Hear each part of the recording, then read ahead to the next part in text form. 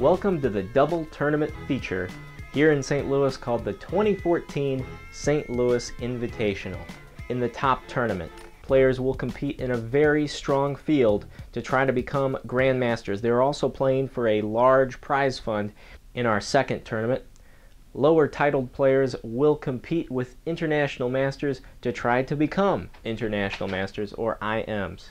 In our first decisive game today, Chess Club resident grandmaster Josh Friedel was able to defeat Webster University's Dennis Boros.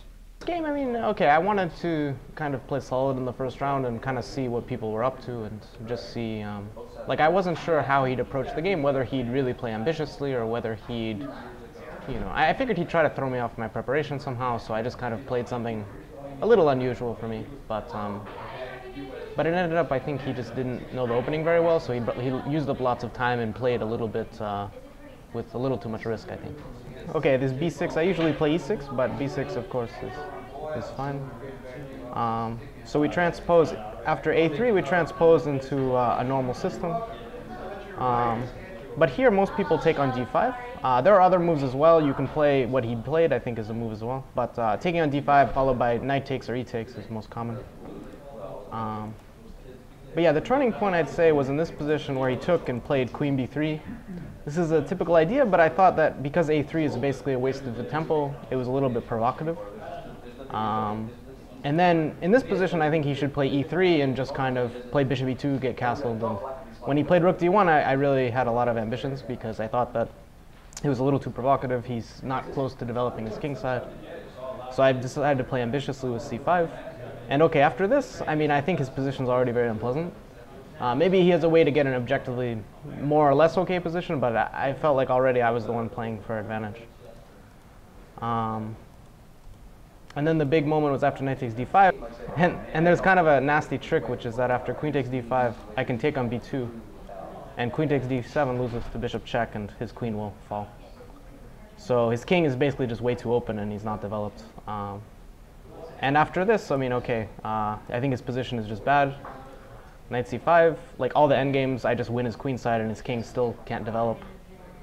So here I had the option actually to sack my queen with queen takes d1, which I had a feeling might be winning, but I didn't actually see the win after check, knight a4, and then e4 to give his king's breathing room. And okay, I have many tempting options, but I didn't see anything super clear, and I felt like this wasn't necessary. So as fun as it would have been, I just decided to play queen c7, and I think that the last moment it was his opportunity to play knight d4.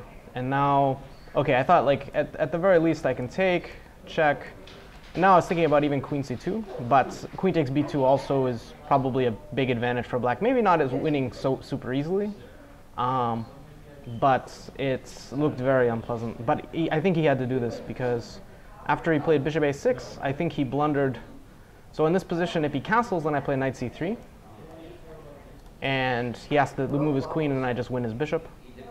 If he takes on d1, then I have several options. I think I was planning queen takes c8 with the idea that if king e2, I can play queen a6 check, and his king is just stuck in the center for no compensation, probably losing.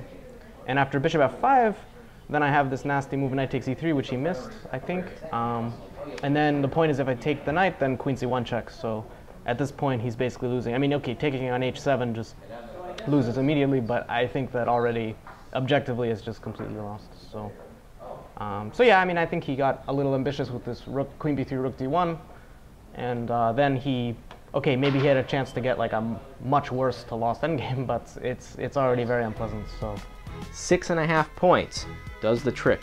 It'll get you what you came here for. 7 players in this field looking for their grandmaster norm.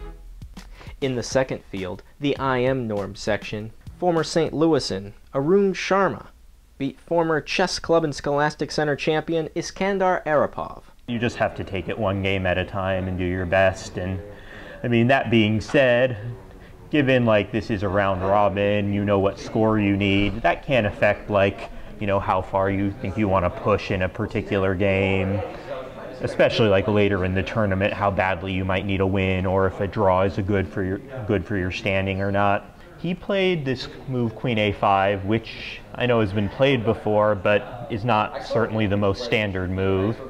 And I didn't really know exactly how to react to it. I decided to play somewhat provocatively. I'm not sure that's correct, but I didn't see anything wrong with it.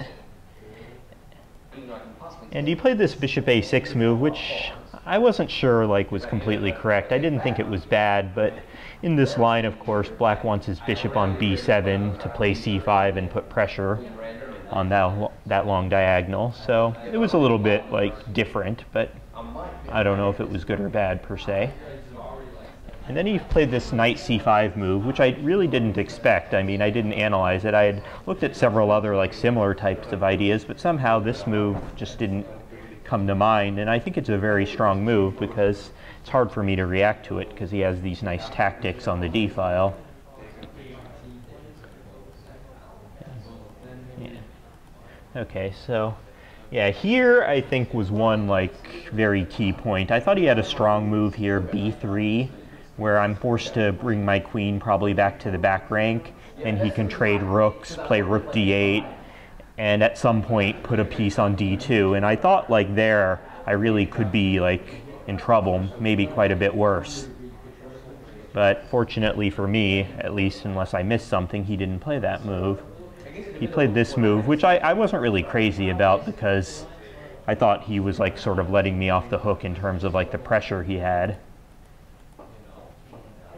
Then he had the opportunity to play b3 here again, which I'm not really sure what would happen after queen c1, queen e5, bishop takes c4, queen takes h2.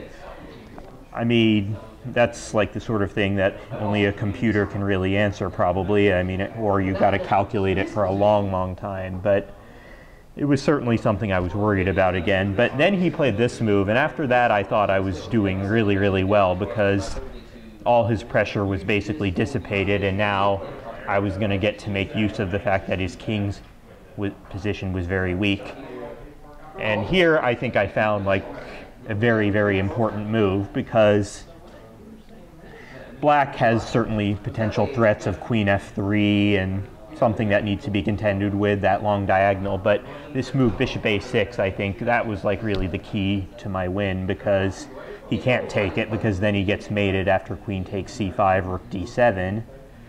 So this forces the light squared bishops off, after which his king is just simply too weak. I really don't think he can defend at this point without at least giving me a pawn, after which I don't think the win should be that hard for me.